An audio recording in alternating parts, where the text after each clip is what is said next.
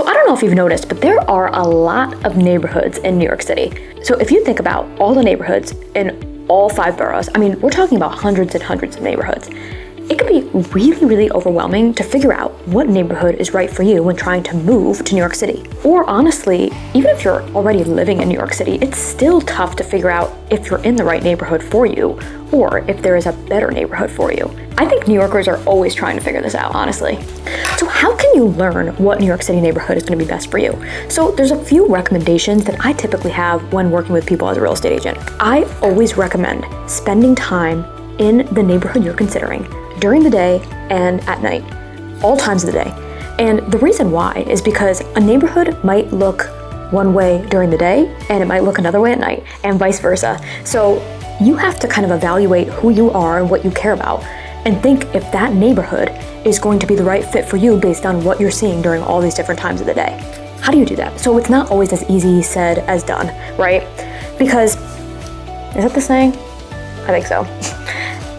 Because think about it. If you're moving to New York City and you don't live close by, it might be hard for you to spend time in these neighborhoods that you're considering. But I highly suggest making a trip, staying with friends, booking a hotel if you can, or an Airbnb, whatever it really takes to be able to just spend time in that neighborhood. And even if you can't stay in the neighborhood that you are considering living in, at least go to that neighborhood and spend time during all different times of the day in that neighborhood, and then go back to wherever you're staying.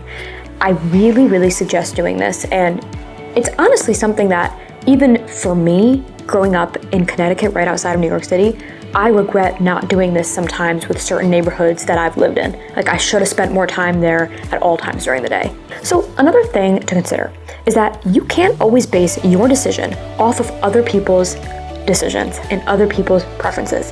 So a lot of times when people are coming to New York City, they see vloggers, YouTubers talking about neighborhoods that they love. And they assume that because this person that they idolize or like they follow loves this neighborhood, that they're gonna love it too.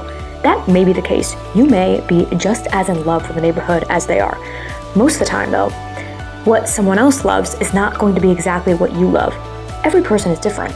And I argue with some of my friends to this day about certain neighborhoods that they love that I'm like, I don't think I could ever live there. But I see also why they love it for their personality.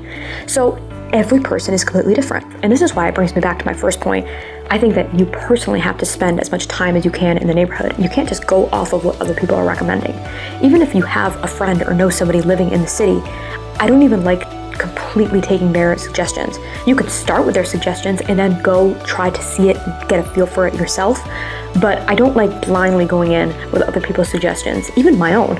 As a real estate agent, I do not just like to tell people in the neighborhood and have them blindly trust me. I think we still need to go see it in person. You still need to spend time there at all different times of the day, even though I'm a professional that is telling you this.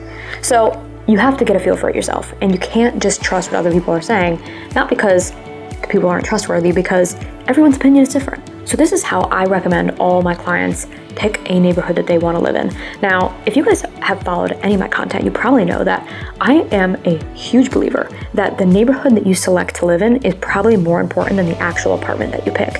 I think a neighborhood can make or break your experience in New York City. And like I said, that preference is going to be different for everybody. Everyone is going to have a different favorite neighborhood. But if you are living in a neighborhood that you hate, you might not like living in New York City, and it might not be New York City as a whole. It might just be that you picked the wrong neighborhood. You're not in the right spot for you. I see this all the time with people that I work with, all the time. They think that they don't like New York City, and it's actually that they just didn't have the right neighborhood for them. We moved them somewhere else, and they had a completely different experience. So I really want you to think about this when finding the right neighborhood for you. And I want you to take your time and really see if you can spend any time in that neighborhood.